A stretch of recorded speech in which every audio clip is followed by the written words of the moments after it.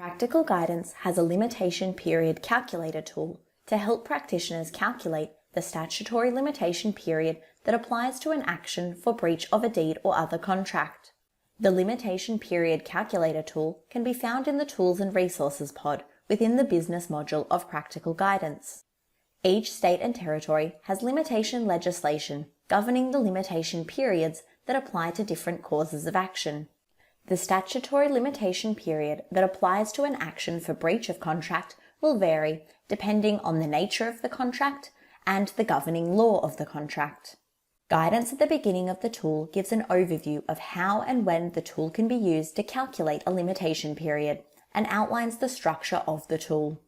It also includes examples of and links to legislation that may affect limitation periods in specific industry sectors, like the building and construction industry. The limitation period calculator tool is set out in 4 separate parts. Part A sets out step-by-step guidance on calculating the limitation period for breach of contract. You can use this part of the tool to guide your workflow when determining the limitation period that applies to a contract.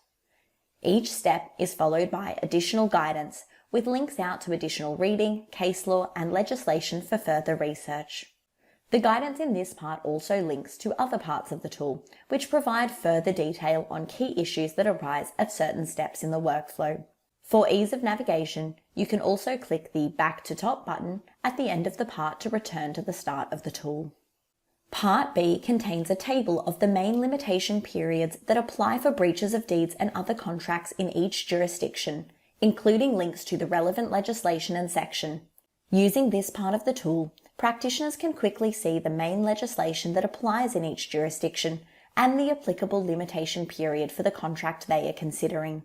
Part C sets out a summary of key exceptions to the standard limitation periods, grouped by subject matter and including references and links to the relevant exceptions in state and territory legislation.